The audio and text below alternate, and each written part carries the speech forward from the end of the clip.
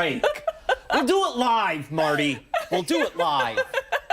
It's Tuesday. It's 8 o'clock and it is December 3rd. Thank you for joining us here on ARC Rochester. I'm Abby Ferdman. And I'm Dan Schrack. We've got a lot to come right here this morning on ARC Rochester, including snowmobile safety. We're going to be joined by a sergeant from the Monroe County Sheriff's Office giving us guidance on how to have fun but be safe out there on those snowmobiles this winter. Yeah, and then later we'll be joined by representatives from Garth Fagan Dance to learn more about their upcoming home showcase. But before all of that, we want to start things out with a check of the forecast. A snowy start for many people waking up to that first snow. Yeah, Marty Snyder tracking things out for us. And Marty, it could and is making for a bit of a messy commute out there this morning. Yeah. We're seeing some slowdowns with our traffic, so people need to be extra careful.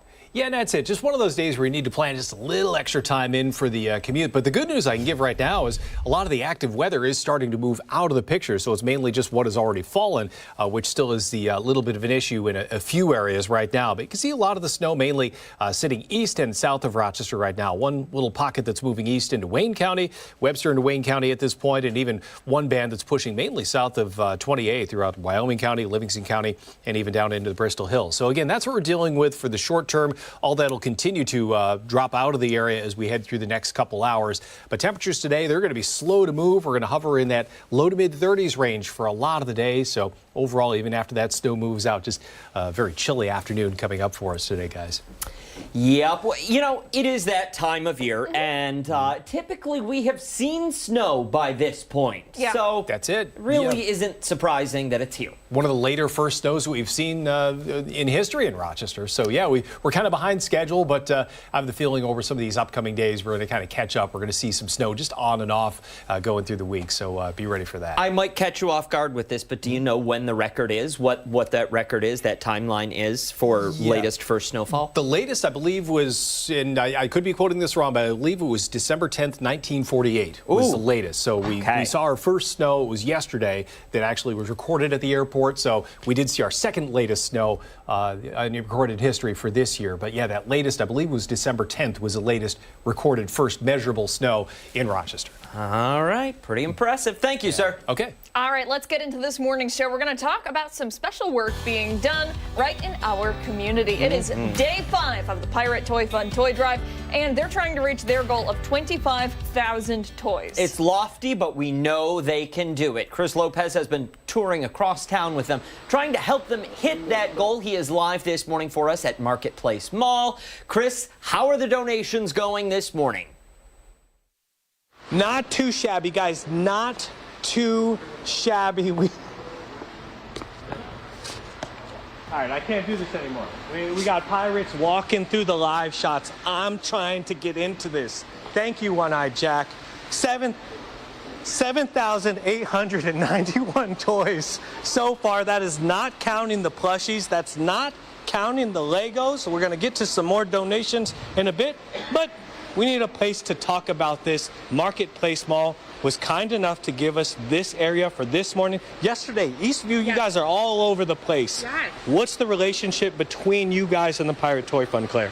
We have been working with Pirate Toy Fund for years. We love it. We're obsessed. We have you guys every year for the toy drive, and we're a toy drop-off location year-round. And what's so special about this time of year that you guys choose to donate your space? We love being a part of this community. We love being part of the Rochester community, and the fact that we can give back by donating space, helping the Pirate Toy Fund collect toys, and bringing smiles to local kids, we love it. And if someone's watching this, I've been asking everyone, what is your pitch to someone who has never donated, maybe is thinking about donating but hasn't pulled that trigger yet?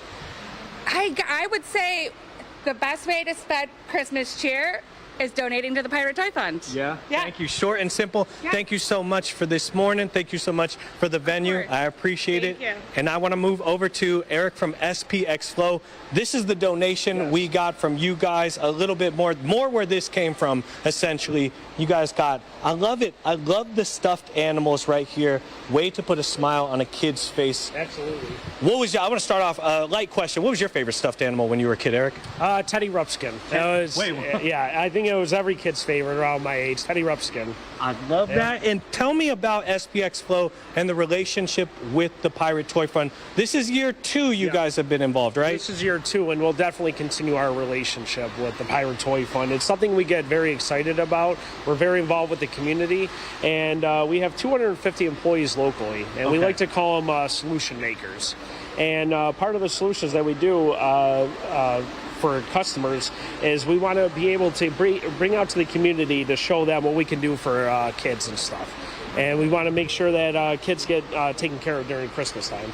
And you guys donated this right here. What's been that kind of reaction from the employees donated in the bins at SPX Flow? Super excited. Everybody wants to participate in it. They ask, even before Thanksgiving started, hey, are we doing the Pirate Toy Fund? Are we bringing this back? And this is just a week's worth of toys that we got. We still have more at the facility. This is all I could bring today. Okay, I appreciate that. And what does SPX Flow do on a daily basis when you're not donating to the Pirate Toy Fund? So we're a process solutions company, and we make products that you use in everyday life, from toilet paper to baby formula. And right here in Rochester, it's our headquarters for our mixing business. And, yep. Thank you so much, Eric. I will let you get on about your morning. You are a very busy man. I appreciate the donation. So does the Pirate Toy Fund. Thank you. One-Eyed Jack, craving attention all morning. This guy walking through live shots, messing around with me, dumping snow on my head. One-Eyed Jack, what do you got to say? I'm going to let you take it away from here. You're a man of many answers, and I question you, so go ahead. Well, you question me. This is how we do it. All right, we're all set with Chris for the morning. And Chris, it was great seeing you. You've done a good job. And he's walking off the set. He's going for the plank, folks. Thanks again for all the great donations, these great companies that come out to support us. It's greatly appreciated. And we're still... Take a look at that Connecta, the Toyometer, and you'll see where we are. So we're a little low. We definitely need a little help this year. So greatly appreciate the community support. And Chris, I want to send it back to you. Or can we go to Marty for the weather? Does Marty have an update on the weather? You just can't toss to weather in this, my friend. This is why they pay the professionals, and I 1,891 toys, not including the donation by SPX Flow, not including the donation that we got earlier this morning. We need your help. Scan that QR code that is on your screen. You can help. It takes a group effort. You can do it this season. Few more days left. Look at this. Little Roger Rabbit action next to One-Eyed Jack. One-Eyed Jack, send it back to Dan and Abby, please. Dan and Abby, thank you so much for everything that you do. We hope you guys have a blessed day. Thanks again. Thanks, One-Eyed Thank Jack. you. You We too, appreciate Back to you in One-Eyed the it. Jack. studio. Chris, if you need some backup while you're out there, Abby and I can come out and we can throw punches. Yeah, yeah. I appreciate that. You He's got ready. it. He's ready to take punches, We'll too. get All right, back. all right. Look, gosh. All right, thank you, Christopher. We appreciate it. Hey, don't forget, you have the opportunity to share a selfie with Chime In when you support the Pirate Toy Fund. Your pictures could end up on TV or online. Use that QR code on your screen to do so now. All right, people, 8:08, let's move on to our poll of the day. This morning we are asking you, what is the generic gift to give somebody, the best generic gift to give somebody? Abigail, the options? Yeah, we've got gift card, a seasonal candle, a bottle of wine, or a popcorn tin. I have never received the popcorn tin. Seriously? I swear, I think people usually just go with the bottle of wine. But They know you too well. I'm missing out. I've always wanted to. You to get are. one of those. I imagine other people. Marty, you've heard of the popcorn tin. Tom, you've heard of the popcorn tin, Yeah. right? Yes, you've had one, correct? Yes, everyone's had one. We got to get you Tom. one this year. Yeah, Tom's had. Okay, yeah, love a popcorn tin. Thing with a seasonal candle. Here's I think we're on the same page, but go ahead. here's the thing. Great gift, but depending on who you're giving to, make sure it's just a white candle. And unscented usually works best for these things. Because do you want your home to smell like musk? I'm picking the scent of your home. No, I'm giving you a nice candle for your home. You choose your smell. Okay. Okay? And yours is like tobacco vanilla or rum Mine? raisin, or what is it? Rum raisin. I don't know. What was it? It's whiskey and coffee. Whiskey and coffee. That's what it is. Yes. That is the Bath and Body signature Works or something? scent of my house. Yes. Okay, I agree with you, sure. I think that there is nothing wrong, though, if you pick out something and think, this will be nice for somebody. Oh, yeah, listen, you're giving a gift, so no matter what you're doing a nice thing. So Yeah. no one should ever, you don't look a gift horse in the mouth. Is You know that what what they the say? beautiful thing is? Yes. You could get any of these and you'd be in good shape for the most part. I agree. Either way, we want you to weigh in. Which one is the best? Head over to our X account, scan that QR code, repost the poll, weigh in on the poll, comment below the poll. We'll go over the results coming up at the end of our 9 o'clock hour. Hey, stick around. We have much more to get to here on ARC Rochester, including when we come back, we're getting a look at the snowy weather that is on the way and that we're seeing this morning. Yes, and hey, don't forget, if you're heading out on the go, take us with you. We are streaming live right now on 13 Wham's YouTube channel.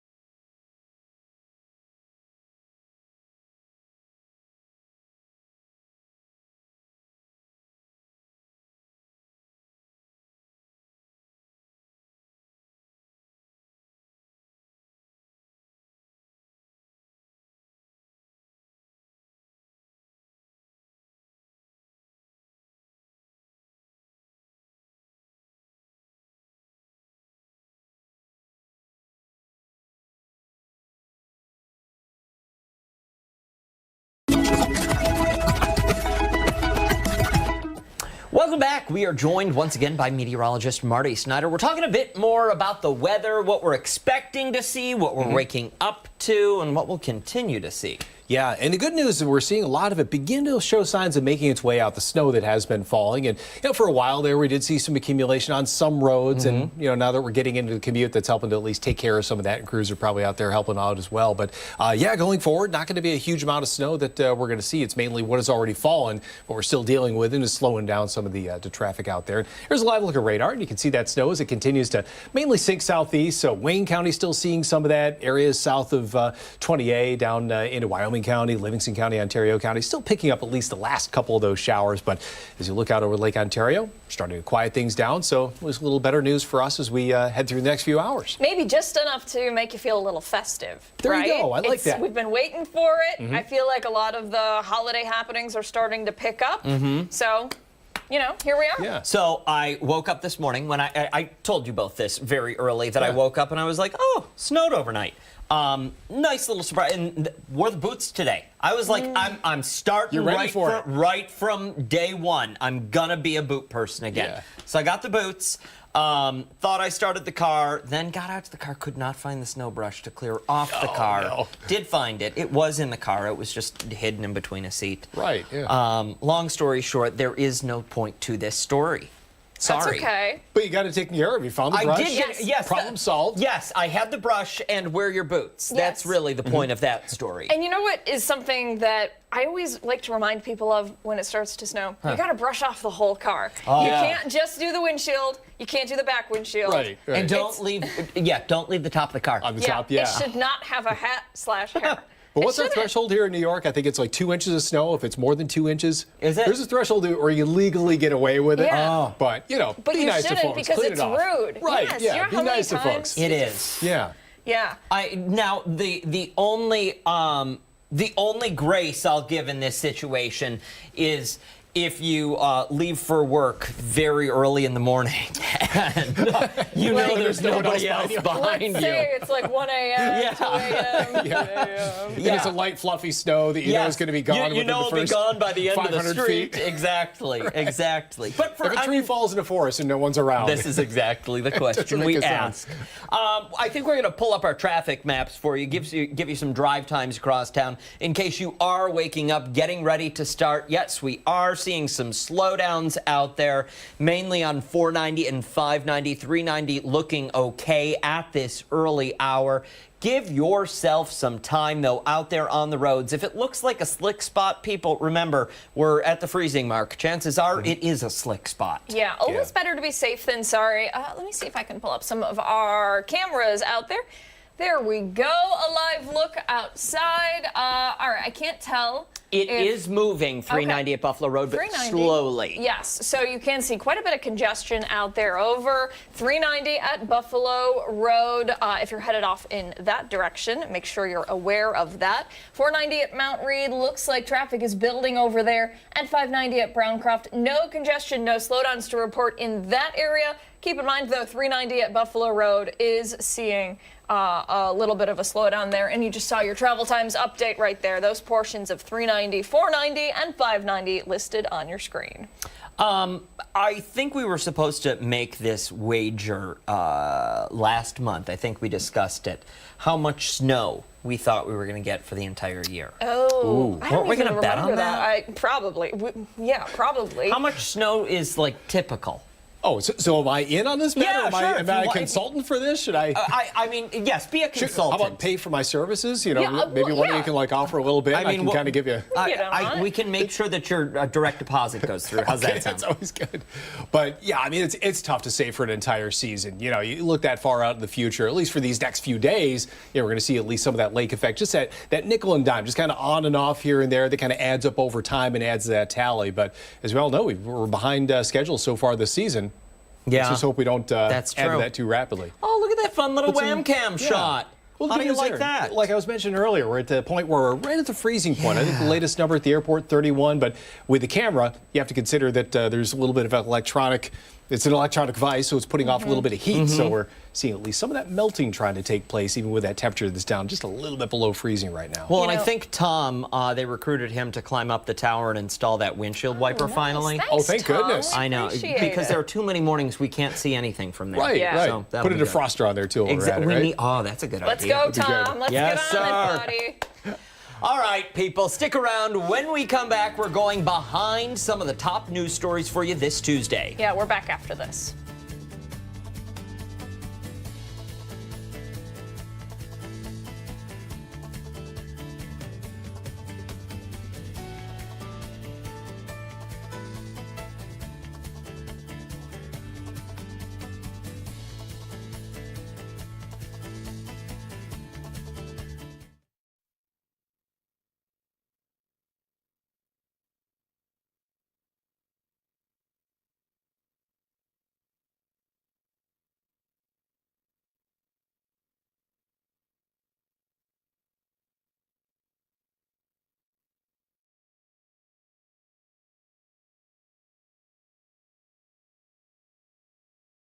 Okay. Hi, Steph. Can Mic you hear check. us? Not yet.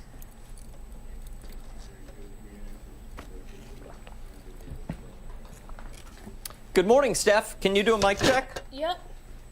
I don't have it on yet. Okay. I mean, we hear you, so I Okay. think it might be Take working. your time. It's stuck on this thing. Oh my God.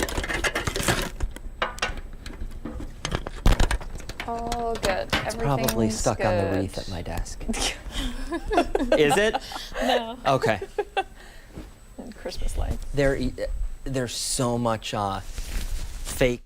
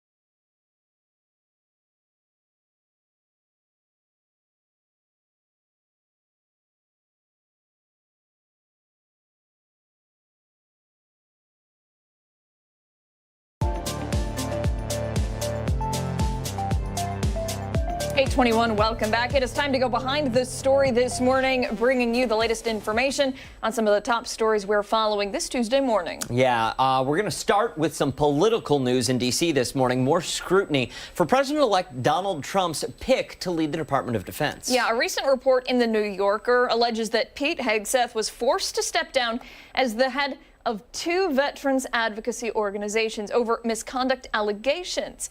Stephanie Joseph is live from the newsroom this morning with the latest. Steph, what can you tell us?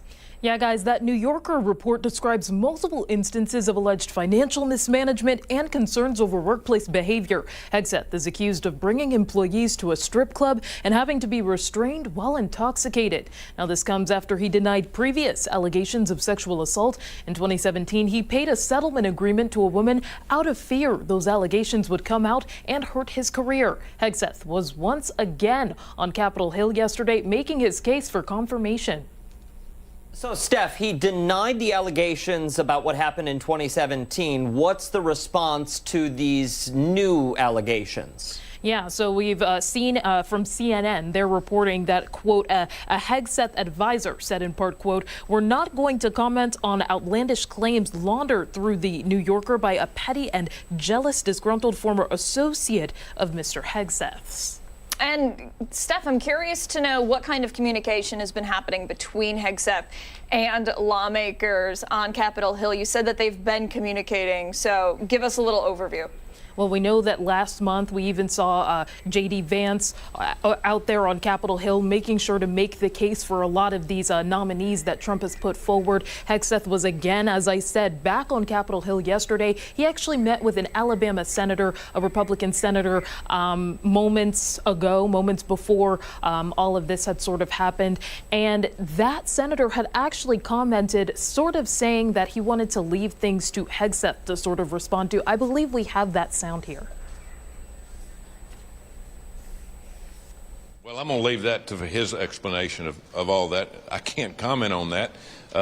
Obviously, if it's to a certain degree, people are not going to vote to confirm him. But what I know and what I've talked to him about, what I've read, what I've studied and been around him, I'll vote for him. So you heard it there. He's saying that he would cast his vote. And of course, Hegseth again making that case to other senators, because again, this is a role that needs confirmation. Now, another point to make about that Senator Tuberville, he was saying that he had known Hegseth for a while and believes that he would be the right pick given what he knows about Hegseth. Let's see if we have that sound here too. He's got great work ethic. He's very, very smart. He understands the business side as well as the military side. Been in 20 years. He's actually fought in wars. He is, but he is a good age too. Somebody that can relate to the young men and women that we need to recruit in the military.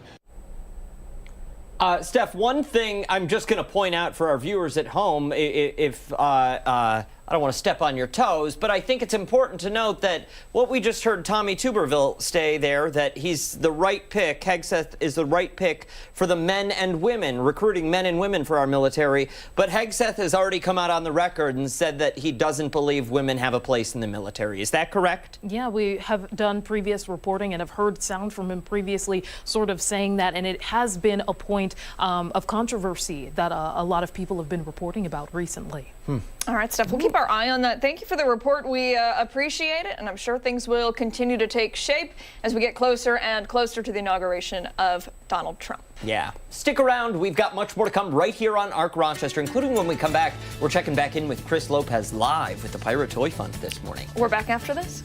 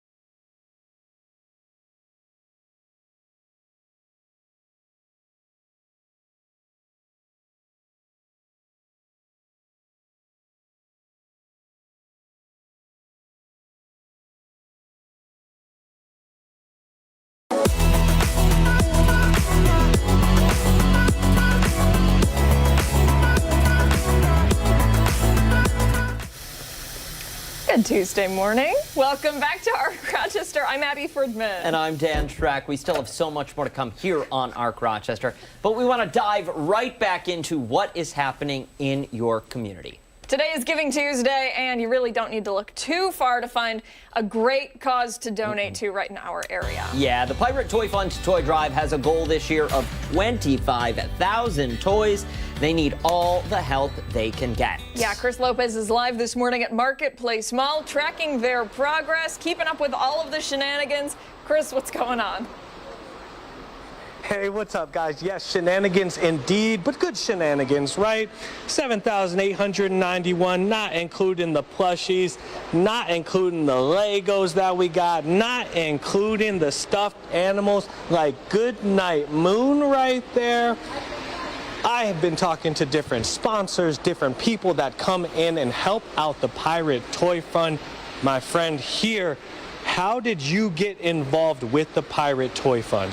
I met Otto at the Greece Regional Chamber of Commerce, where we're getting recognized in the community, and we drew up a good conversation, and I wanted to be a part of it. And why the Pirate Toy Fund? You could have done a few other things, different nonprofits, but you chose the Pirate Toy Fund. I enjoyed the story that was behind it. It just felt good, and it just felt right, to be honest with you. And what kind of a contribution? We don't have to get into numbers or anything like that, but how did you contribute to them? We had a donation that was discussed in order to make it all go a little bit smoother, and then I have a couple of little twerps over there that are going to help donating as well. And what does it feel like to be a first-time donor to the Pirate Toy Fund? Is this your first time donating to a nonprofit like this, or is this one of many? This is one of a bunch that we go through. Okay. So, I mean, we donate to local sports foundations, kids that might not be able to play throughout the Monroe County and Orleans. So this was actually a real big holiday one. I've done Thanksgiving and stuff, but this is a great Christmas one in order to make it feel good and hopefully, expand someone's holiday. And what kind of feeling do you get out of giving all of this money? You don't have to do this at all. It takes away from you, to be honest, but you still do it. I would say it's a big ash one. Yeah. It feels pretty good. When you're not donating to all these different nonprofits and helping the community out, what does Big Ash do? We provide chimney services, including inspections that help with safety of the home. We do appliance installation and anything basically fireplace and chimney. Thank you so much for being with. Thank you for your contribution. Thank you for having the kiddos over here donating toys. Yeah. Hanging out with One-Eyed Jack a little bit later. We'll see how that. Yeah, we'll see how that goes. That guy's walking through live shots, punching people, dumping snow. Otto, how do you first question? Let's get that out. How do you deal with this guy? It's tough, but he does have swords, and we got to be careful because he might use them. So we got to be careful how we, kids' gloves we handle them with, And you have a lot of relationships around the community. It's not just you that brings all the people out. It takes like an army to do this thing. 20,000 last year, 25,000 this year. What are we doing, Otto? It's not about me. It's about the cause. When you talk about the Pirate Toy Fund, and that last year we gave out over 41,000 toys, was amazing. When I talked to Jamie in regards to being a sponsor for this, he did not hesitate a second to say we're in. And him and his family jumped in right away with a donation and putting the word out there. And actually, you could see the little ones here with toys. They came to put stuff in the toy box. They're going to a big box. Come and drop some toys off in the toy bin. They're going to go write a letter to Santa with One-Eyed Jack. It's just amazing. It's amazing you see businesses like this, and a gentleman who won the award didn't hesitate. If everybody followed in his footsteps, dude, we'd be hitting 50,000 toys, Are we raising it next year? What are we doing, Otto? Let's get to this year first, okay? We're trying, but people like Jamie. Gary the Happy Pirate, Gary Smith. Yes. Where this year is in his remembrance, essentially. It is. Can you talk a little bit about him? It is. He touched so many people in regards to his music, and then with the Pirate Toy Fund, he befriended Adam and him, as you can see in the picture here with Adam and his tutu. They became great friends through the toy drives, and the stuff he was doing for us. It's a great loss for the community, but we're not going to let his tradition and his memory die. We're going to keep carrying it on. And tomorrow we're going to be at another place trying to raise more toys. What's your message to people watching right now that haven't donated? We're behind. We're behind. You can go to or just come out and drop a toy. We're gonna. I don't know if we're gonna make it this year, but we're trying. Very honest right there. You can also scan that QR code to contribute. We can do it. The good teams come back in the second half, and that's what I have a feeling with the Pirate Toy Fund here. You got to do your Christmas list. Did you make your Christmas to Santa yet? I'm trying, but we got One-Eyed Jack here. What are we doing, One-Eyed Jack? Oh, can you help me read this, Chris? I actually can't. We're short on time. Can you read it to me? I can't read. I'm a pirate. You're scaring these kids, man. Come on. Parents, Seasick Pills, new plank Christmas toys for kids, joy to all families. Love, One-Eyed Jack, keeping the spirit alive at Marketplace Mall. We can get there to 25,000 toys. Where are we going to be at tomorrow? We're going to be at Grease Ridge Mall. And by the way, that's Jason from Big. Tomorrow we're going to be at Grease Ridge Mall. We're there all morning and stuff, so help us help the kids. And I'm going to be back here at noon doing the same thing, talking to Otto and the boys, trying to get the 25,000 toys, sending it back to you guys in studio. Chris, keep up the good work. Yeah. We really appreciate you being out there. It's incredible work helping collect those donations. We know they bring a lot of smiles to a lot of kids' faces. So Absolutely. Thank you. Hey, don't forget you can share your selfies when you donate to the Pirate Toy Fund through Chime In. Use the QR code on your screen to scan that QR code, and you can get there right now.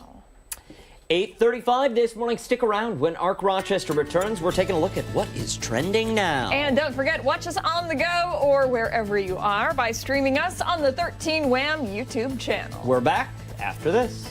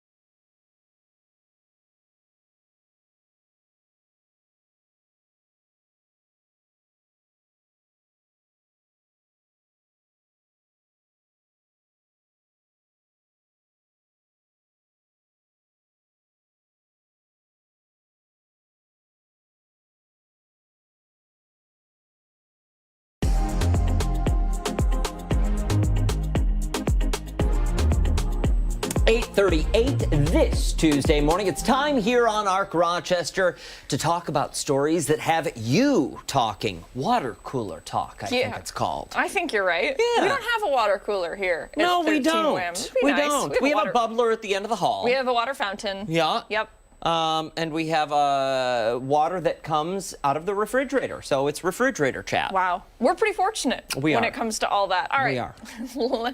Let's get back on topic. Some of the newest holiday trends that are taking millennials back in time.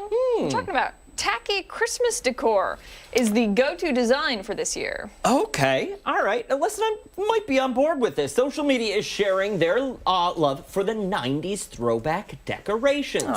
Gaudy ornaments, maximalist tree trimmings, big bows, and bright multicolored blinking lights. There you go. That is, listen, it's 90s. That's also reminiscent of other eras. Yeah. 70s, right? Yeah, 70s, 60s with some of those larger, just silvery ornaments, shiny ornaments. Yeah, I mean, it reminds me of my childhood. When I think about Christmas decorations, that's usually what I think of with my grandparents and my parents. Some people have these 90s decorations just in storage, but others are spending hundreds of dollars to buy Christmas Village statues and plastic Santa figurines. So what you do is you climb up into the attic and you take it down, you take pictures, you throw it all on eBay and get yourself some new holiday decor with the money from selling this. Yeah, what is your go-to decoration style? Do you have one?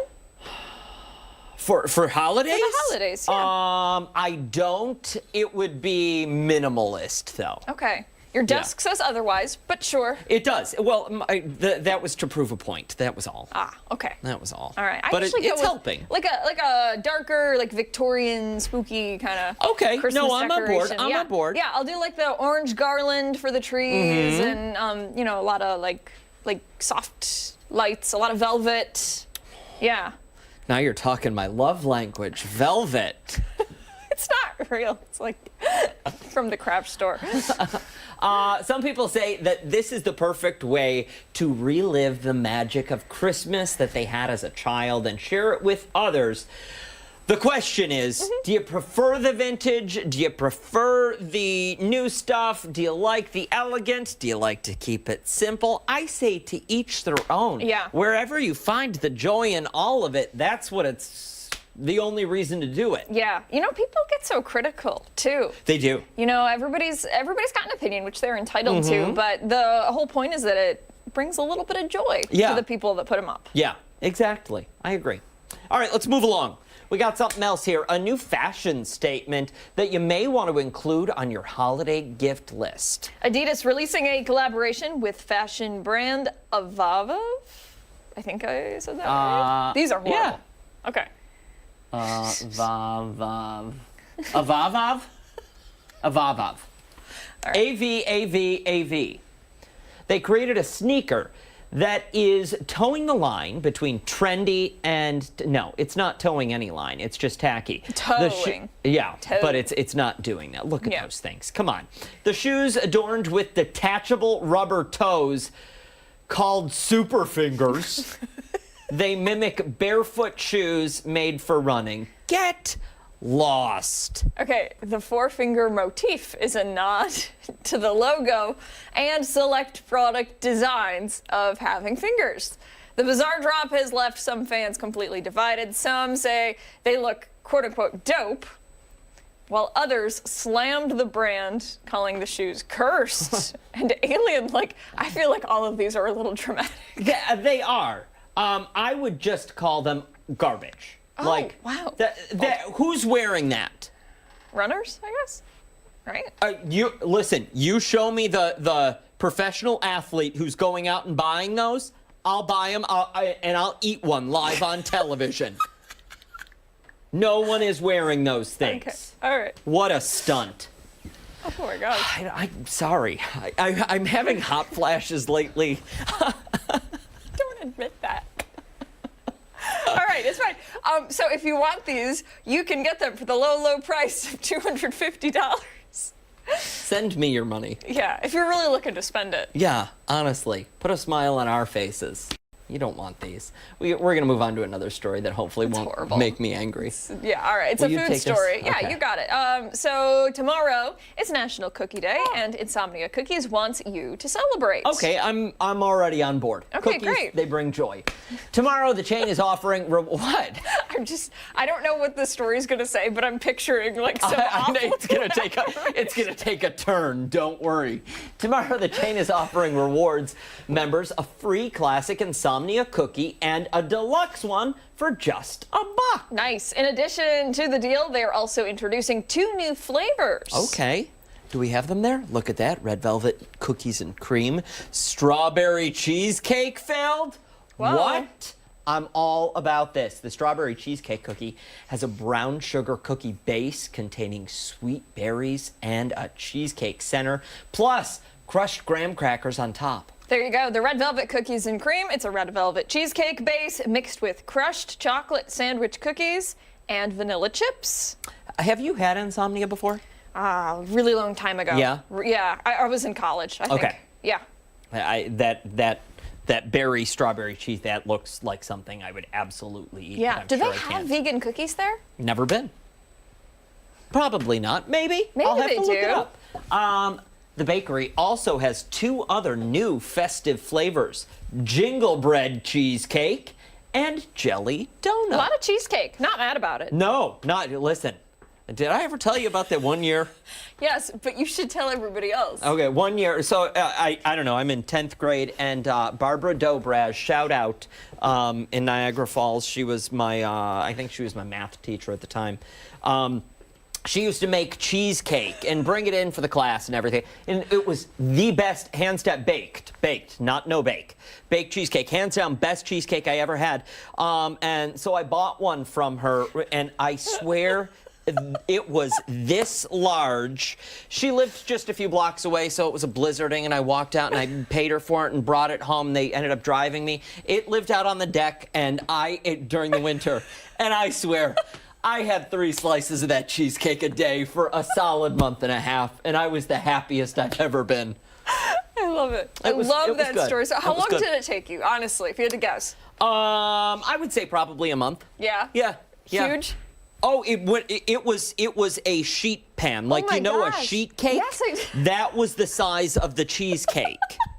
It was massive, massive. So good though. Oh my gosh. I have dreams about that to this day, just walking outside on the deck at night with a fork and just having a bite and then going back to bed. Oh my gosh. Delightful. We got to move on. Okay. Let's get to our final story of the morning. More than $2 million in hidden treasure. It's up for grabs, and you only need to solve a couple clues to get your hands on it. Okay, so John Collins Black, an entrepreneur who made a fortune in Bitcoin, spent the last few years collecting a variety of valuable items ranging from shipwreck salvage gold to rare Pokemon cards. Yeah, that's a wide range of things. Then he hid the goods in 5 chests and then hid them around the United States. He's asking people to go on a hunt for the treasure. Okay, he's encouraging everyone to embark on a journey with his book of clues called There's Treasure Inside. The book is filled with puzzles, maps, and everything you would need to discover the location of the treasure chests. Okay, I have an idea here, Abigail. All right. He says you don't have to be a genius to solve the clues. If you have curiosity, imagination, and the willingness, you can find the treasures that I've hidden. He did say none of the chests are located in dangerous locations. They are in plain sight. Also, each is within 3 miles of a public road, so you do not need to go on private property. Good. So the question is, if you get the book, will you go look for one? Sure. Yeah? Yeah. Do I get free time off of work? Do I get to go and... No, this is on your downtime, but here's the thing. Depending on what you find, I mean, you may not have to work again. Yeah. That's an excellent point. Sick day, Yeah. find the treasure, sayonara. Yeah? I mean, yeah. Yeah. Yeah. You? 100%. I'm going to buy the book. We're going to find that treasure. Perfect. This is Great. our And then last we'll day. both be gone. This is our last day, babe. Last day. Hey, stick around. A lot more to come right here on Arc Rochester, including when we come back. It's this morning's edition of Crime Stoppers. We're back after this.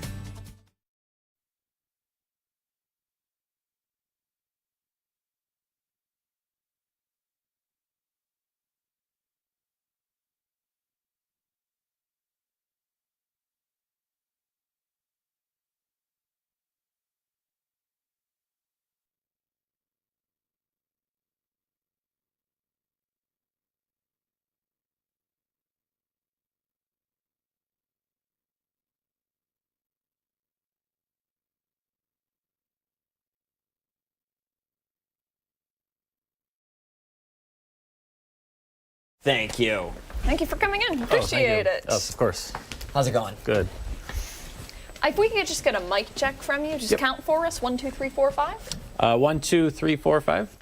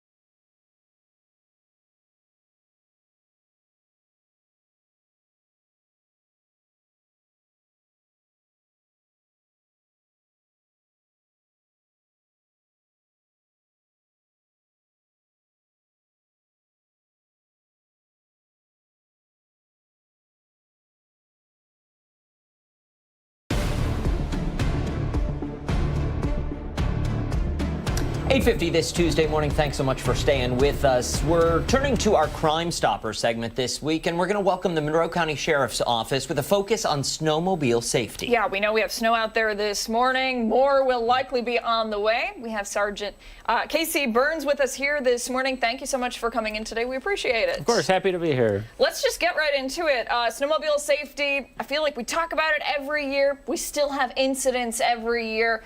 What do people need to know?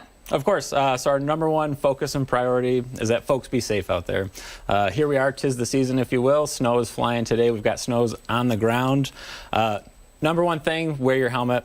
A big thing that we look out for is excessive speed. It's the number one cause of accidents in the world of snowmobiling. So excessive speed and then intoxication. So folks that consume alcohol or other drugs and then operate a snowmobile, those are the two primary factors that lead to serious physical injury or worst case scenario, fatality out on the snowmobiles. I would imagine time of day also is something that's taken into consideration because you're obviously going to see differently at day and night.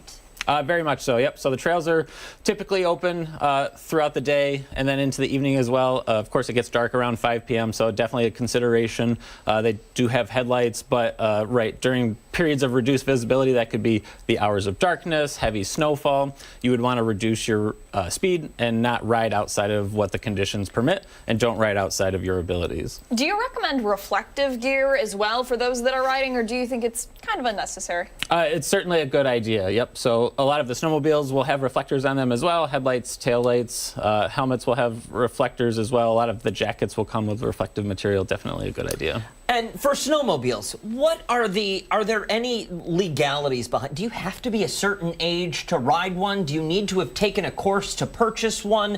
Do I need to have it registered with the state? So they do require registration and insurance. Those are other violations that we often see out on the trails and that we're looking for during our enforcement periods. So they have to be registered. You can do that right through the New York State DMV if you join a local club as well, which is a great resource. You'll receive a small reduction in the fee for that registration, so a good idea as well. Between the ages of 10 and 17, you have to have a snowmobile safety certificate, which you carry with you. Everybody else is welcome to operate a snowmobile. Anybody can go and purchase one. If you aren't familiar or have somebody that can teach you the ropes, they do offer snowmobile safety courses, which are a good idea as well if you're a first-time rider. Yeah, absolutely a good idea. I am wondering what your advice would be for those younger people, maybe you know, novices when it comes to snowmobiling, who are thinking, I've got it. It's just like driving a car. Mm-hmm. Absolutely. Everybody wants to jump on. They want to go have fun, and they want to try and go as fast as they absolutely can. So that reverts right back to don't ride outside of your abilities. If you're a novice rider, learn how to control the snowmobile. They all operate a little bit differently. Different trail conditions can create different ways that the snowmobile will react, so you don't want to ride outside the conditions of your ability. And just going along with trail conditions, what is an ideal condition for, you know, safely traveling on the snowmobile? I imagine you need a good amount of snow. Yep. So New York State, you need at least 3 inches to operate snowmobile on the trails. Defer to your local club or the New York State Snowmobile Association website for trail openings. That's another huge violation. The trails may not be open in one section. You can certainly traverse many, many areas and counties, so you have to look and make sure that the areas in which you are going to operate are open. One area could have enough snow, another area may not have enough snow, so you have to check those club websites. Facebook groups are huge as well. Everybody wants to ride in the good powder. If it has warmed up and frozen again, warmed up and frozen again, those icy conditions make for tough snowmobiling and create hazardous conditions. All right, good advice. Thank you so much for your time this morning. Of course, we really you're very appreciate welcome. it. And we will post the link to the state website on our website, foxrochester.com, after the show this morning. Time right now is 8:54. We have much more to get to here on ARC Rochester as we continue into the 9 o'clock hour. Stick around. We're back on the other side of the break.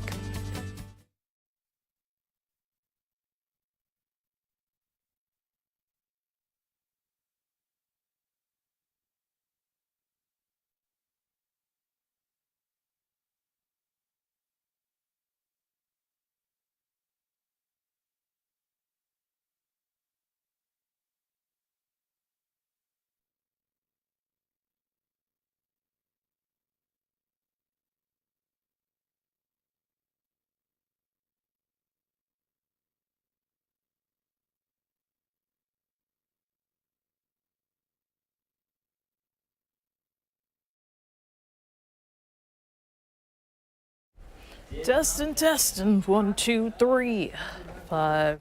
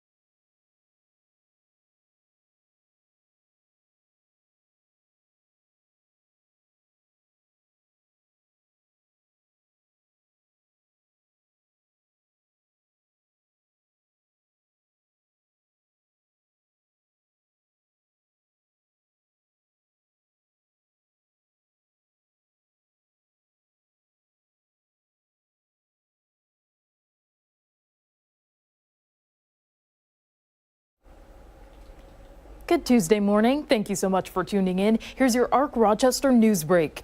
An Irondequoit family saying they left the Bills game early Sunday after their 8-year-old daughter was pushed by a fan. Mia DiCamilla is a cancer survivor and a 49ers fan. She says she was walking down stadium stairs when she was pushed by a Bills fan and hit her ribs on a seat. The family says they did notify police at the stadium, but left without filing a report. The Erie County Sheriff's Office says it is aware of the situation. Opening statements are expected today in the trial of a paroled convict accused of murdering his former boss. Malik Black, formerly known as Ernest Dunham, is charged with fatally shooting Jessica Romick outside Everdry Waterproofing in Gates last October. Black had been on parole for 3 years after serving a 27-year sentence for a 1993 murder. In Livingston County, teachers in Avon are holding a public forum today after a state comptroller report found the district collected nearly $2 million more than it needed. Avon superintendent telling 13 WHAM that the district was being too conservative in spending taxes and is working to make improvements. But that report, released last month, still has many in the district asking how this could happen.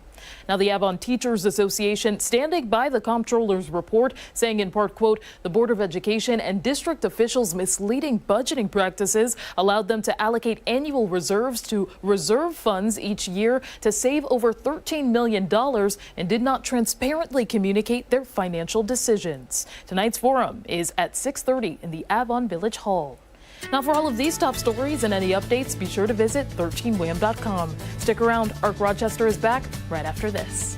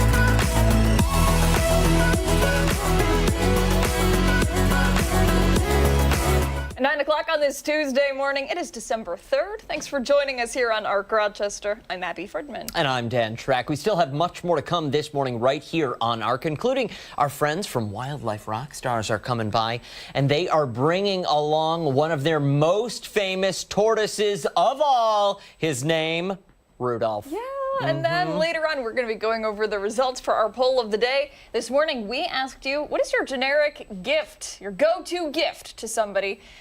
Your options, Daniel. A gift card, a seasonal candle, a bottle of wine, or a popcorn tin. You know, which is one of those things that we didn't even talk about, those like candied pecans that you can buy. They have them at the mall. They always smell so good. I think I know what you're talking about. It goes about. along with the popcorn. Marty, do you know what I'm talking about? I think so. I've seen them before. I don't think I've ever tried those. They're delicious. They sound good. They're awesome. Yeah, you guys are getting them for Christmas. I'm not going to complain. Like, the popcorn, it's kind of like giving somebody Jordan almonds for Christmas. Like, really? Yeah. What is this? I mean, if it's usable, it's a delicious something you treat. like. Yeah, I don't know. Oh. Okay, yeah, if it's something you well, again, if you're getting know. the gift, if you're on the receiving end, just take it and smile. The right? only thing Dan wants is an air fryer for Christmas, right? I don't know where this rumor started. Yesterday in here, everybody was like, "Oh, Dan wants the air fryer. Dan wants the air fryer." It's because I mentioned an air fryer once. I own an air fryer. Oh. Maybe you need a second one. I think you need another. For meal prep. Get it all done on Sunday or good for the week. That's Exactly. what I do. Yeah, You want the one that opens at the front. It has to open at the front. Mine does open at the front, though. Okay. There was just a new one that I liked and I saw, and that turned into a. How is this our story right now? How is this something we're talking about? Either way, weigh in on the X account. You can Yes. scan. Let's see if we can pull it up on your screen again. Maybe, pretty please. Sorry, I talked right over it. There it is. Scan that QR code. It'll take you over to our X social media page. You can weigh in, repost that poll, comment below the poll. We'll go over it all for you coming up at the end of the hour. Yep. All right. But now we're going to jump right back into the show, back on topic and talk about the weather. We do have snow on the ground. And Marty, for the most part, those flakes that we had out there, they're pretty much gone, right? Yeah, a lot of that's on its way out. So, yeah, we did see enough just to coat the ground, coat some roads in some situations earlier this morning. But, yeah, if we can take a look at radar, we can show you exactly where that snow is. A lot of that pushing east, so over towards Syracuse right now. A lot of areas south of Rochester still holding on to a couple of those snow showers. But, again, a much improved scenario for us compared to what we're seeing just a few hours ago when that snow was starting to accumulate on some roads. And, you know, maybe people have to add a little extra time into the commutes during that time frame. Any idea right now when we could see the next snow arrive? Next is going to be very late overnight tonight. There's going to be one little band that's going to lift north and kind of northeast through the area, kind of coming from the opposite direction. And kind of the same deal, where it could put down a little light coating of snow, not a huge amount, but it may be enough just to start off the day tomorrow morning with a little bit of snow on some of the roads. It really seems just like seasonable weather. Like this is what do you expect? And that's it. It's just kind of back to what we usually expect for this time of year with, you know, that snow every once in a while and, you know, not a huge amount, but that's how you end up with your, you know, 90 some odd inches by the end of the season. It's just, it's kind of like your credit card statement at the end of the month. You know, you have this huge number on the bill. It's like, I didn't spend that much, but it's, you know, you buy then you break it $5 down. here, 20 here, and then it adds up fast. That's, those coffees are pricey. They do, yeah, especially where you go. I go to my kitchen. Oh, please. Good idea. Please. Wow, the judgment. My coffee kitchen is the best coffee there is. Yeah, exactly. Right on the That's what I do too. Dan doesn't drink it for the flavor. He drinks it for It's utility. Utility. Yep. As I call it, it's a caffeine delivery device. That's all it is. That's the only reason I need it. Yeah. Yeah. You need it on this shift. Yeah. You do. Seriously. Especially these cold mornings. I thought it was so interesting. We just had Crime Stoppers on, and we just had a sergeant from the Monroe County Sheriff's Office, and we were talking about snowmobile safety. Yeah. And, you know, he was saying you pretty much need 3 inches on the ground to snowmobile. And, I mean, I wonder how long it's going to take until we get to that point. It's going to take some time. Well, you go to the snow country, those areas got it already, of course. But, yeah, I feel bad for all the folks who go around. You see how they put up the, for the trails, they put up the markers during the season. Well, they all did that last year, and I don't know how many days they got to use those trails. It wasn't many. So not very many. Hopefully for all that time that they do for the prep time, and I'm sure the land agreements and all that. Hopefully maybe they're we'll able to get a out couple there. extra days this year. Hope so. Yeah. Well, I mean, what are we, the third day of meteorological winter now? So, Yeah. you know, we still got some time to go. There's a couple of months remaining. Yeah, We'll get through it. That's one of those things. We say we need to start things that make us enjoy the winter a little more, you know, embracing it. Maybe snowmobiling? Maybe maybe to do that? snowmobile. I don't know. I did. It was fun. I did get scared though. Yeah. It was going fast. Lay off the throttle a little bit. You know? That's what I did. But then it was like I was an old man driving around as slow as. Why is that snowmobile crawling at a snail's It's old pace? man Shrek over there. Problem over there. Exactly. It's just you like being scared. Something's wrong. Go check on him. Yeah. Yeah, no. Skiing, we definitely need to plan. Come on, we'll do the Bunny Hill. But you've skied before? Yeah. Oh, okay. I thought yeah. you'd never skied. Oh no, I've skied. I've okay. skied. Yeah. Okay. We cool. used to go. It's called Cockaigne, Southern Tier, right east of Jamestown. Okay, yeah. Is that place fun still place. there? I haven't heard that name. Burned down. Oh. They rebuilt it. Gosh, burned down 10, 15 years ago. Then they rebuilt it. Okay. Yeah. I was going to say, because I remember hearing that name in ski reports years ago, and I don't, Yeah. it's one of those, never heard that it closed, but Yep. haven't heard the name in a while. Yeah, interesting name. Yeah, it is. Interesting name. Yes. It is. It's fun. I love skiing. Yeah. I'm really bad at it. So, That's okay. But would you do the Bunny Hill? Sure. Okay. Oh my gosh. Let's yeah. do it. Yeah. Well, I tried snowboarding for the first time a few years ago, and that was just fun. That's difficult. It was difficult. Though. That's It was very difficult. Yes, that is difficult. It's like different muscles than skiing too. Yeah, Which is yeah. interesting. My feel problem like is I people- landed on my backside a couple times, and that hurt. Yeah, that's no fun. It's hard to get back up to, especially with skis. With the Yeah. snowboard, you can kind of, kick it off and you've got the boots. Ski boots, hard to walk in, first of all. Mm-hmm. Yeah. Second of all, you get tangled up in the skis. You can't get it off. Or The you kick kids one are of those going- skis off, and the one ski, goes Oh, down, and yeah. you've only got one. Yeah. It'll Never be a good fun. situation. We'll make sure to get all of it on tape so you people Of can course, enjoy that. Of course. All right. Security cameras, whatever. We'll get it. Yeah, We'll get the exactly. video of it somehow. Exactly. All right, Marty, thanks. We Sure. appreciate it. Time right now is 9:08. When we come back here on ARC Rochester, we're going to learn more about how dance is putting Rochester on the global map. And don't forget, you can watch us anywhere you go on the go. We are streaming live right now on the 13 Wham YouTube channel.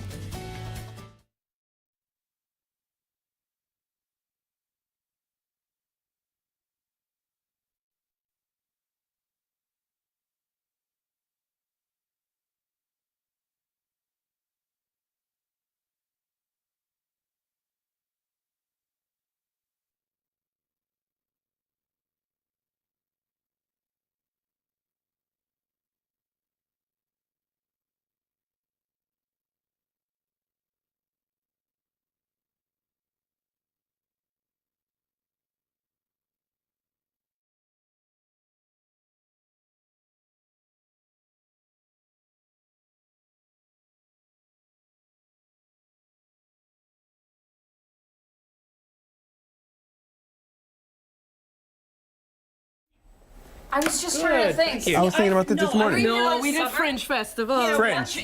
Okay. All right. September, Okay. yeah. All right. September? Still, that was a long time. All right. It feels Felt like it was just a little while ago. Anyway, Good to see you guys. Yes. Thank you. Thank you very Nice much. Thanksgiving holiday? It was. boy, oh boy. Always.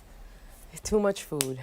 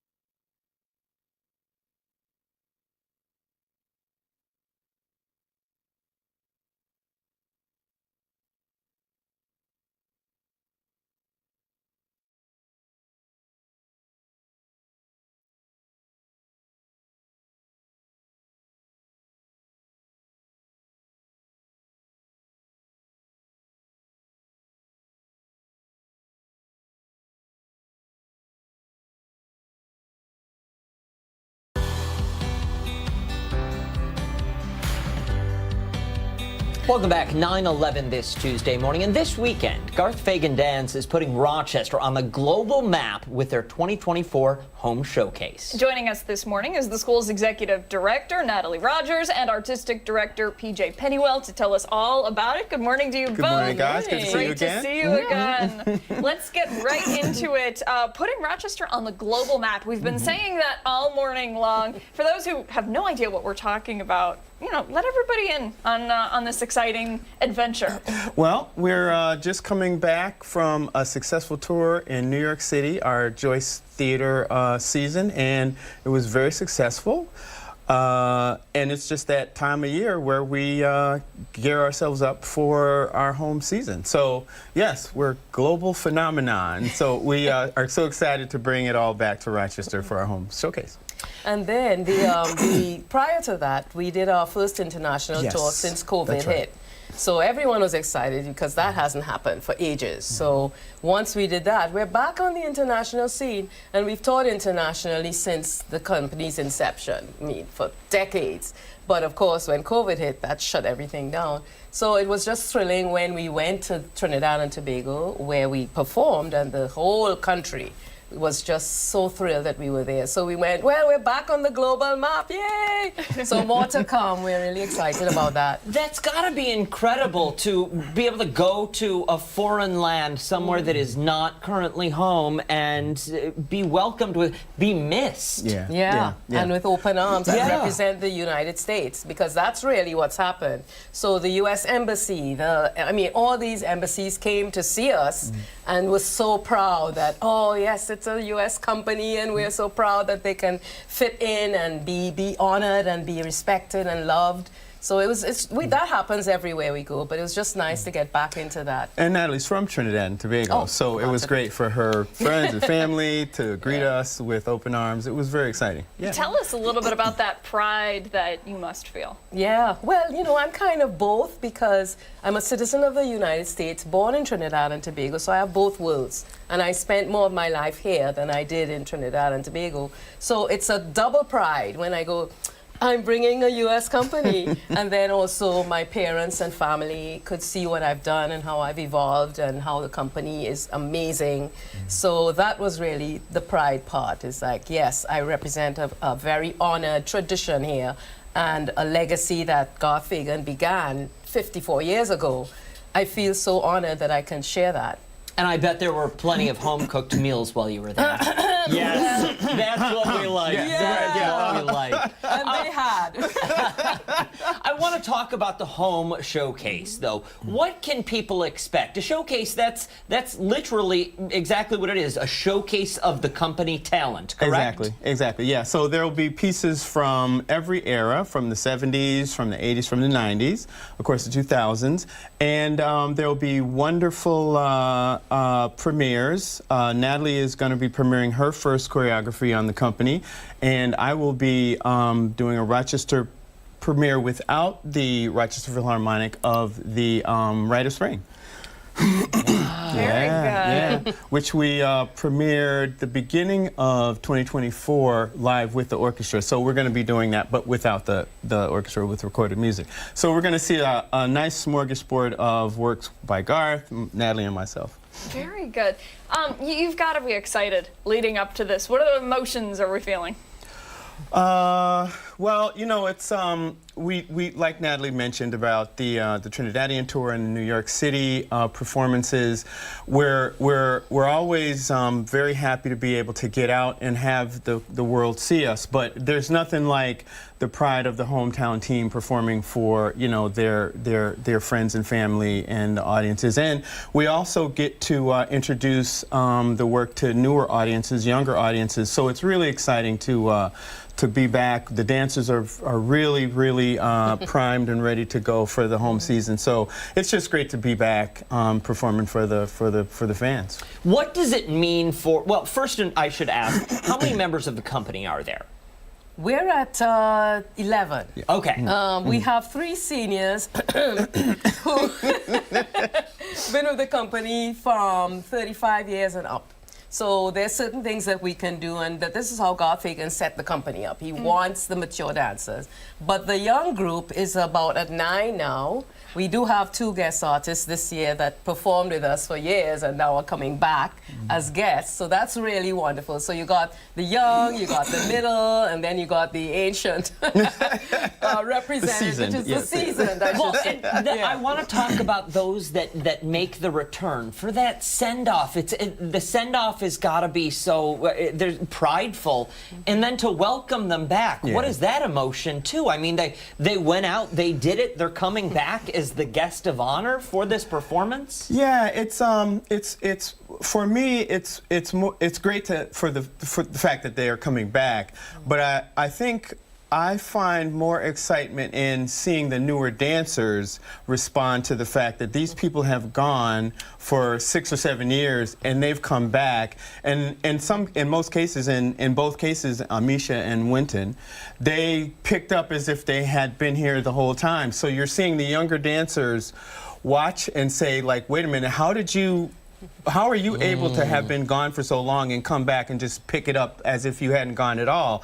So it's really wonderful to see the dancers that come back through the younger dancers' eyes, and for them to recognize, wow, you know, with the kind of time and effort that you put into developing your craft, if you are really focused on it, you can actually go away and then come back and still, you know, represent the legacy. Yeah. Of course, It certainly sure it is. It certainly and is. then there's Steve Humphrey, the only original member of the company, who started in 1970, still dancing in his 70s. So that's like, forget that, you know, we're all inspired by him, because I'm still looking at him and trying to find excuses to not do. And I look at him and go, still here. Oh, how is he doing that? So it's all of it is inspiring. It's a great environment. That's what the company is all about. Fantastic. That is lovely. Well, gosh, congratulations to you and to the company.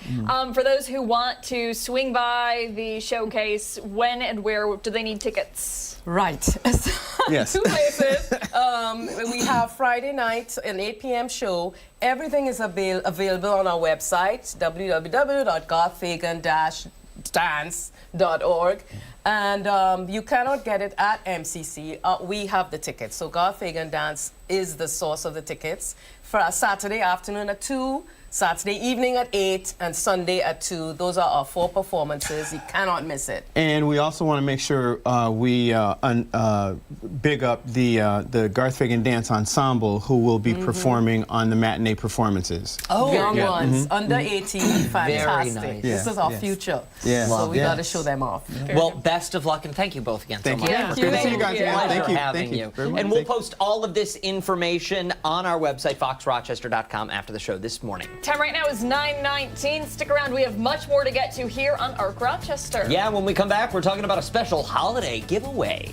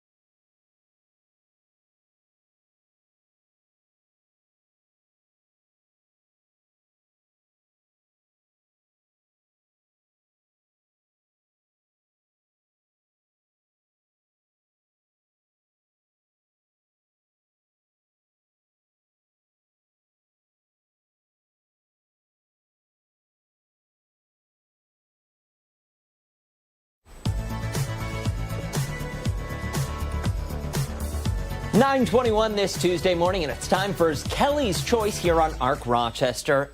And nutritionist Kelly Springer is telling us all about her 25 days of Kelly's Choice giveaways celebrating health, wellness, and good food. Yeah, absolutely. Every day Kelly is giving away a product that highlights just some of her favorites. She's joining us now. Kelly, we're laughing during the commercial break. We can hardly see you behind that wall. Uh-oh, Kelly, we're struggling to hear you, my friend. Oh, no. Oh, wait, there we go. There we go. We just heard you say, Okay. oh, no. Can you hear me now? Yes, we can hear you now. Hear me now. We're all good? We're all good. Oh, I love it because I am so excited for December because we've done this now. I think this is the third or fourth year, and it is so much fun to give away free things. I feel like Oprah.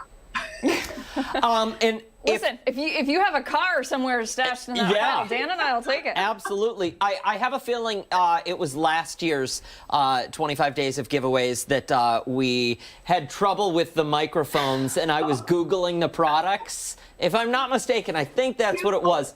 Are truly the best. And I am so grateful for you and this station and this relationship, and also for the product that I get to serve. I am so lucky to be a dietitian that is in media and to have you as wonderful hosts. So to get into all of these products, I want to just go, we're just going to go through them all. So the first one, we're going to get into Mind Blown. This is going to be the very first day. So if you go to our Instagram at Kelly's Choice _nutrition, you can win Mind Blown seafood today. So this is a plant-based company, pretty amazing, and it's seriously going to blow your mind. Perfect for the holidays.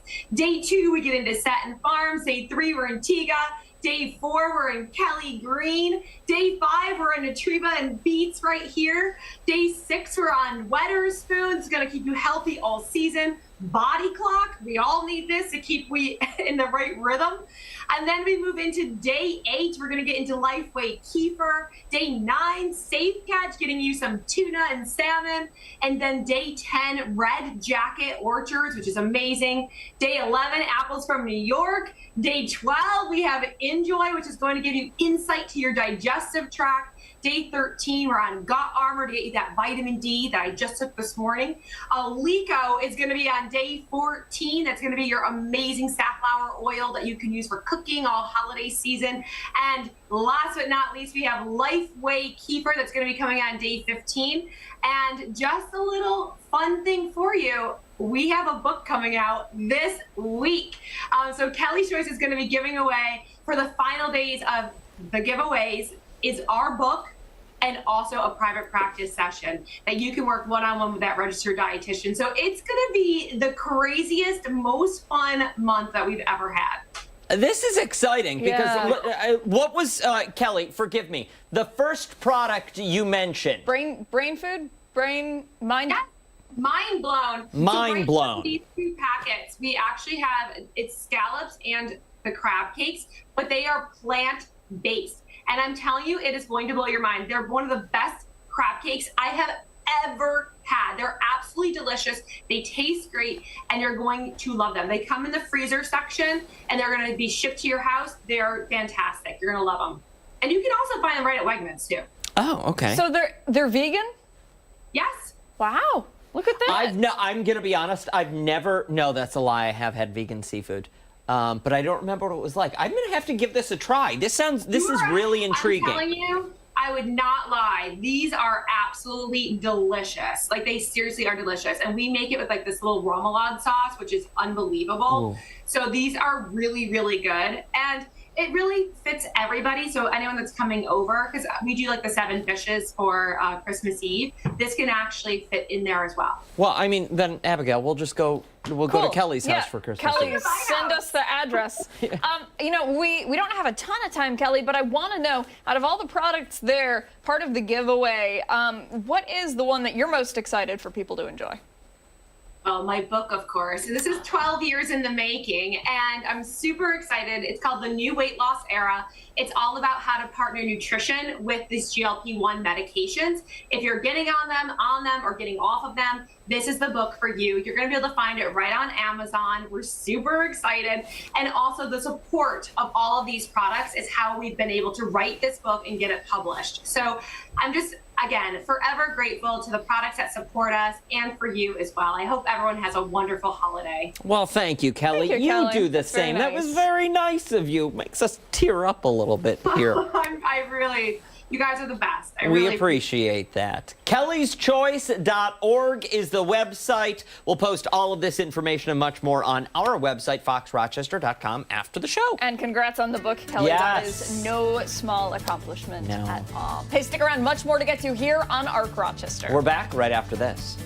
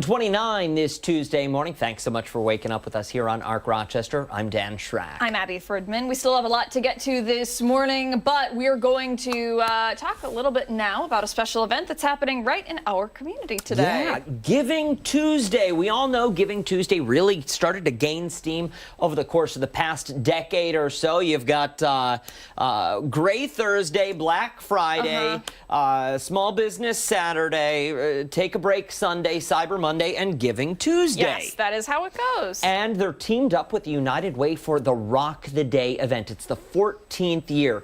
United Way of Greater Rochester and Finger Lakes. And here's how this system works. It's really cool. So you log onto one website and you can make a donation to over 600 local organizations. The best part about this entire program over the past decade and nearly a half is the money that you make and the money that you donate, it stays in town. Yeah. It's not going out of state. It's not going to help others. It's helping people in your community, your neighbors. Yeah, you think of any kind of organization that does good deeds for people in our community, and they're probably going to be on that list. And you know what? One thing that's very cool, I have it pulled up on my phone. I don't know if we can pull up the website or anything right now, but if you go to rocktheday.org, it actually shows you just how much money has been raised so far and the total number of donations that have come in. I just want to read you the number here. more than $93,000 have been raised so far, which is just incredible. Keep in mind, all of that going to organizations in our community, and they have had 1,196 donations roll in, which is just awesome. Rock the day. I think that's wonderful because we did check that number earlier and it was far lower early this morning. So I'm just going to rattle off a couple of the organizations that you will stumble upon when you log on to the website. Of course, you've got the United Way at the top of the list there. 1330 Cancer Connects. We have them on all the time. The incredible work they do. 1816 Farmington Quaker Meeting House. The 19th Ward Community Association. 261 Fearless Club. 289 Recovery Inc. 441 Ministries. It's truly incredible what they all do. Each one has its own purpose. Each one is important. But like you said, right when you started out, some of them are more well-known than others. Yes. So go through, read each of the descriptions, pick maybe one, maybe two that is meaningful to you. It doesn't necessarily have to be the one that you are most familiar with or that you see about a lot on social media or on the news. Pick one that is close to your heart. United Way's not going to steer you wrong and give you an organization that you don't want to donate to. They've done all the hard work for you. Now you just pick from the list which fits the gift you want to give. Yeah, absolutely. And, you know, I mean, they've got a little bit of everything on here. Arctic Fox Daily Wildlife Rescue Incorporated. That just sounds fun. Great, right? Think of giving this as a gift to someone. We all have those people in our lives who they're difficult to shop for because sometimes they're just difficult to shop for. But sometimes they have everything. They don't want anything. Right. But you feel the need to do something to show that you recognize their their intention in life. And what better way than to say, hey, in your honor, I made a donation in your name. Every little bit matters. It does. Every bit counts. And you know what? I know it's not about feeling good about yourself, but it does make you feel good inside when you know that you're doing something to help somebody else. You don't need to go, you don't need to be loud about it, you don't need to, post pictures on social media, just a nice, quiet little donation that you can do on your cell phone, on your iPad, on your computer. One of the best parts of all of it is the smiles that you're guaranteed to be putting on the faces of so many people who deserve to smile and can't right now. People, animals. I mean, the options are endless on this website. How many did you say? 600? More than 600 more than 600 local organizations. Again, everything you donate locally stays local. That money is spent locally going to your neighbors in need. It's truly incredible. We do have all of this information for you to find on our website, foxrochester.com. You can also find it over on 13wham.com. I think we both tweeted out the links. Make sure to donate. Giving Tuesday is the day to think about others. Yeah, and it's only a 24-hour event, so get those donations in. What did you say? Give where you live? Give where you live, I love people. That. Very good. All right, don't go anywhere. When ARC Rochester returns, we are talking about the best and worst gifts to give on a budget. All right, we'll tell you more right after this. And don't forget, you can watch us on the go on the 13WHAM YouTube channel. Take us with you anywhere you go. Stick around. We're back after this.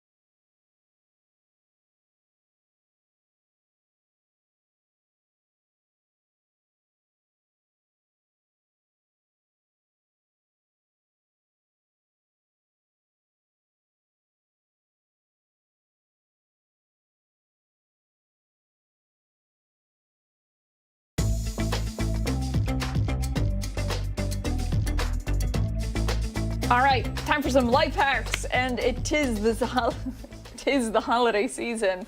So we're talking about gifts, but not just any kind of gift. Yeah, since today is National Make a Gift Day, we thought we would take a look at some of the best and worst DIY, do-it-yourself gifts. All right, let's jump right in then. A description of why they are great or maybe not so great. Okay, up first, we have got infused olive oil or alcohol. This is the best?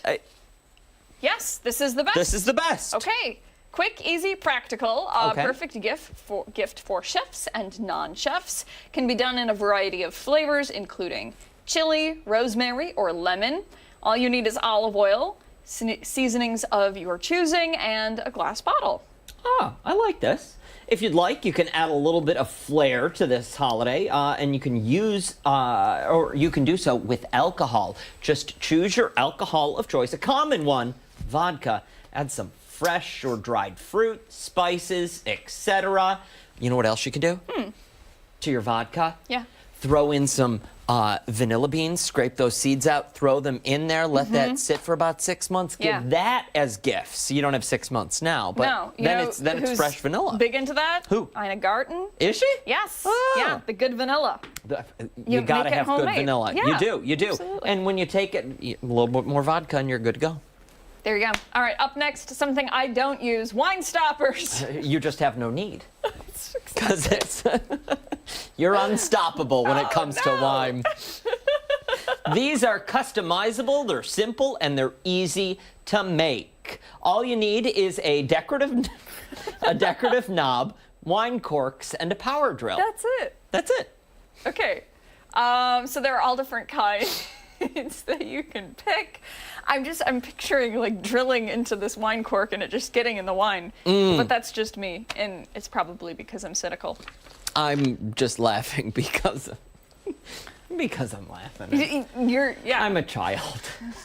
It's durable, it's long lasting, which is perfect for the holiday season. There you go. All right. So it'll take you from Christmas to New Year's. Yeah, sure. All right, here we go. A no-sew blanket. We're being told it's a little on the pricey side, but Oh. it's good for those who need to get a perfect winter gift. Okay, yes, I have seen this before. All you need is scissors and 2 equal-sized pieces of fleece fabric. You can make it as big or as small as you want. Then you just cut strips along the fabric sides and tie knots. Yeah. I mean, it's really that simple. Yes, it is. Simple and fun. And Something for the warm. whole family. We like that. We Yeah, like that. absolutely. Listen, I think this is a great idea for kids' gifts. I was just gonna for say kids to that. give them away because Yeah. it's just easy to make. Yeah, everybody could use a blanket. Absolutely. Right? 100%. All right, we are moving on to some of the absolute worst gifts, Abigail. Are you ready for the first one? I'm ready. It is a picture frame or a painting. Really? Oh. See, I feel like this is an individual taste thing. While sentimental in thought, the framed picture or customized painting may not fit the aesthetic or the dynamic of the recipient's home. Okay. That's just like giving you a musk candle. It's true. Yeah, sure. All right. So the picture frame can be wall-mounted or table-sized. It could take up a lot of space that the giftee may not have. But I would argue, like, the same thing for some of the other stuff. Yeah, I agree. Okay. There's one thing that I will say you can do, and I've done it before, to coworkers. I took a portrait of myself laying in front of a roaring fire, had it printed, I framed it, and then everyone I worked with got framed photos of me. I'm not kidding. Yeah. What? Yeah, I did that before. Where's the picture? Oh, I've got it on social media. I'll show you. Oh my God. Oh yeah, it was delightful. It was That's very amazing. It was glamour shots-esque, but it was DIY at my home. I did this. I would hang it in my house for sure. People did hang them up and they kept them on their desks. It was a little weird that your boss has a picture of you on their desk. Like, why? Because I gave it to him. Oh my gosh. Yeah. Okay. So you can do that. All right. We'll move on now. Personalized poems or songs. This is Okay. on the list of worst gifts. Yeah, they're very sweet. They're thoughtful. But is it worth the possible embarrassment of performing it in front of other people? I say yes. Yeah, the gift itself may feel forced or insincere, especially if the recipient doesn't have a connection to music or poetry. It also could be way too personal and could end in some awkward thank yous. I have been the recipient of this before. Have you? Okay, wait, but was it a sanctioned performance? And by that I mean someone shows up at your door, knock, knock, knock, this is your singing telegram performance? No. Oh. It was not. Oh. I'm going to have to know more after the show because something tells me we're not going to find out who the singer is. No, I can't even talk about it. Okay. Listen, I think a singing telegram, though. That's not DIY, though, No, is it? no, it's not. No, I'll come and do it for you for free if you give me a call because I think that would be fun. I would go and embarrass myself to make somebody else laugh. Oh, Why not? for sure. 100%. Yeah. All about it. Okay. All right, this one is also, homemade candles or perfumes. Just like painting, scent preferences are personal and subjective. Some fragrances can be light and tasteful, but they may be overpowering and deadly to another. Uh-oh. Wow. Also, homemade scents and candles come with shorter shelf life and may not be worth the time and energy. Also, I'm just going to say, sometimes people will put like little flowers or dried things in the candles to make them pretty, but a lot of the time those things are extremely flammable and will then explode the glass and start your coffee table on fire. Yeah, and if you have cameras in your home, there's a security system, then you actually have it all on camera. Yeah, and then sometimes it gets posted to social media. Oh, did it end up on social media? Yes, it did. Yeah. So, good luck finding it. Did we go viral? It got a good number of likes. A lot of people were mostly concerned, and a lot of people thought I was really dumb. People being people. Yeah. Unnecessary personalized items. Why is this not a good gift? Personalized towels, napkins, mugs, puzzles, bedding, water bottles. The list can go on. Why? Why does your recipient need to know each time that they take a shower at their house or go to bed in their home that those are their linens? I mean, that is fair. That is fair. It can be a sweet gesture, though, to give somebody something with their name on it, but it doesn't seem doesn't it seem a little too much to label? Yes, not everything needs to have your name on it. You're not living in an elementary school. I get it. It doesn't have to. You don't have to have stickers on your food in the refrigerator. But I think some personalized. Do I have anything that's personalized? We have mugs with our initials on them, which was a very nice gift that we received. Tom, could you scroll up a second, pretty please? Thank you very much. Hold on, a little bit more, because I had something that I was going to weigh on. A little bit more. Not the bed, not the shower, puzzles, bedding, water bottles. Oh, I'll tell you one thing that I want that's personalized. What is that? The Oreos with our faces on them. Oh, yes. That's would be not an DIY, gift. though. I know, I'm just saying. Oh, we're just going personalized. How are you gonna? Yeah, unless you own a sewing machine and know how to do this. Okay. If that's the case. If that's the case, you're probably selling it on Etsy and not giving it away for free. This is right? true. Yeah. Yes, we should get those Oreos with our face on them. I've looked. Maybe when we hit 1 year of ARC Rochester, we should throw a little celebration. We should. They're expensive too. I'd splurge. I'd do it. I'm right there with you. Okay. Right there with you. Cool. All right. Hey, 9:46. Stick around. When we come back, we're going to be introduced to Rudolph. Yep. ARC Rochester is back after this.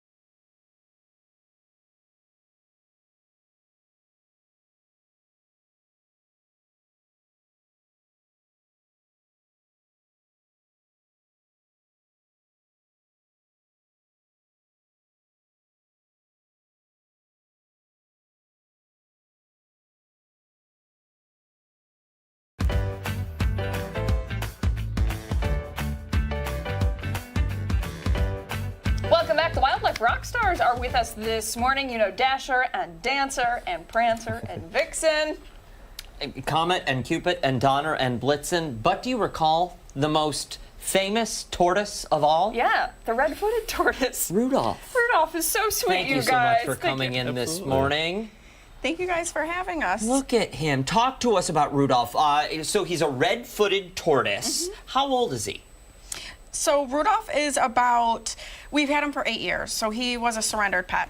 So it's hard to really tell a reptile's age, but we're going to guesstimate that he's about 15 to 20. Wow, okay, very good. So we're like, you know, pre or post-teen, almost an adult. He's really sweet. How did you guys acquire him? You said he was surrendered. Yep, so someone actually reached out when they were moving and weren't able to keep him anymore. So we acquired him about 8 years ago. Can I ask a very silly question that I probably should have learned in elementary school? What's the difference between a tortoise and a turtle? Great question, Dan. So turtles typically in the water come out on land. Tortoises only on land. Oh. You can also tell that Rudolph is a tortoise by the shell. So typically tortoises have more of a bumpy shell. Turtles is more rounded, kind of so they can glide in the water. Similar with their feet. So you can see Rudolph kind of has nails. That kind of helps them dig, get traction while on land. Turtles, you think of like flippers, kind of streamline in the water, like Finding Nemo. Yeah. Oh, yeah. Yeah. Sea turtles that way. So that's really the main way to tell the difference. Okay. And he's got a little tail here too, right? Mm-hmm. He was wagging a minute ago. Yeah. What kind of habitat does he live in? So these guys are going to be found in South America.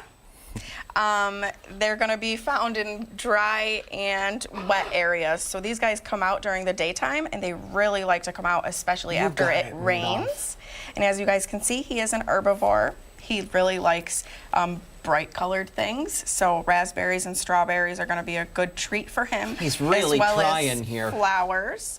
But typically an herbivore, eating those grasses, fungi, flowers, grasses and stuff like that. This is exactly what Dan looks like when he eats. Listen, we probably have a very similar diet, okay? I want to know, talk to us about the strength, the bite strength.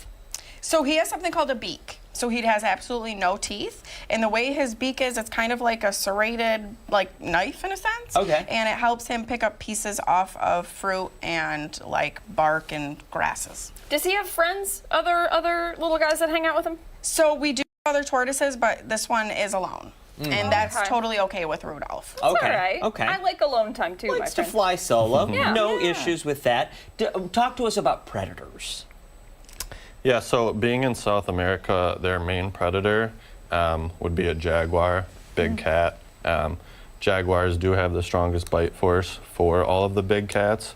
So jaguar might even be able to break through their shell a few times, or just kind of pick them up and eventually they'll give up. But otherwise, predators would mainly just go for their eggs. So they don't have too many predators, and their conservation status is still pretty good. Still have pretty good populations. And say Rudolph stays with you guys forever and ever and ever. How long is Rudolph's lifespan typically? Yep, so Rudolph will stay with us forever and ever, and in captivity, their lifespan is 35 to 50 years plus. Wow. In the wild, they say that it's about 15. Oh, okay. So it he's gonna definitely have varies. Gonna have a longer life, and he's gonna get some fresh food all the time. Yes. How much does he eat? Not that I'm judging right now. I'm just curious. So that's a great question, Abby. He actually eats a decent amount. So we feed him 3 to 4 times a week, as well as our other tortoises. So you guys have met Monty and Stevie before, and those are our large sulcata tortoises. So we have to purchase something called hay, which is dried grass, basically, and that's what they'll eat a lot of in captivity, as well as all of these greens. Question, when you guys come in, are you like mildly annoyed that we're always so obsessed with whatever critter you bring in and we're like, yeah, cool, but look at what he's doing now? No, we actually really like that. We're excited that you guys like our animals. And actually we are participating in Rock the Day, so Giving Tuesday. We are on that website. Wonderful. So if you would like to donate to Bridges for Brain Injury, you would go to rocktheday.org and look up Bridges for Brain Injury. Wildlife Rockstars is not on there, but Bridges for Brain Injury is. Do you guys have anything going on right now? So we actually do. We have some really exciting news, and I'm very happy to share it with you guys. So starting in 2025, we are launching an agricultural education outreach program, which is going to be called Bridges Barnyard. So we'll be implementing farm animals and educating the public not only on our wildlife, but on farm animals as well. I love this for you guys. So we purchased a former horse farm, and we will be transitioning. So in 2025, you guys will be hearing all about our new moves. Big things to come. I can see a live shot with Chris Lopez now. Yep. Thank you both. Thank you both. And it was great to meet you, Rudolph. We appreciate that you brought him in. We'll post all the information over on foxrochester.com. Stick around. Much more to come this morning. Our final thoughts after the break.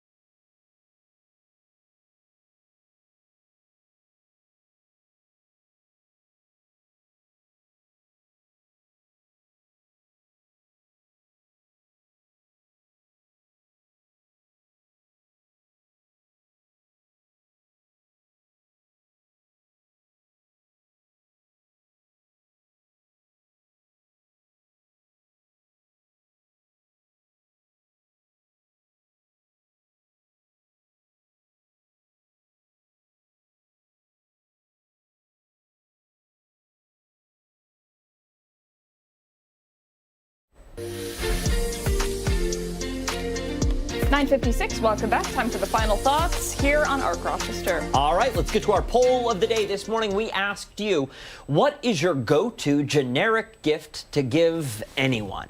Your options: a gift card, a seasonal candle, a bottle of wine, or one of those popcorn tins. The results? See, this is from yesterday. Oh, well, that was weird. Let's see the results. if we can get it today. It's gift cards with some number of the vote. We promise. We promise. Look, if you voted, just pull the Twitter app up and you can see the results yourself. Thanks for joining us here on Arc Rochester. We'll see you back here tomorrow morning starting at 4:57 on 13 WHAM ABC. We also have much